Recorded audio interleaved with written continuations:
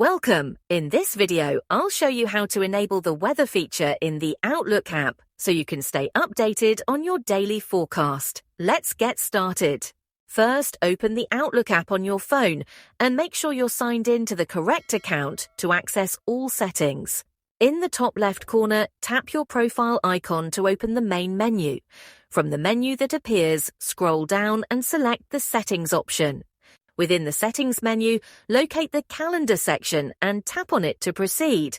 Keep scrolling in the Calendar settings until you find the Weather option. You'll notice the Weather feature is currently disabled. Simply tap the toggle to enable it. Once it's on, you'll see two unit options for displaying the weather, Celsius and Fahrenheit. Select your preferred unit by tapping on it, and that's it.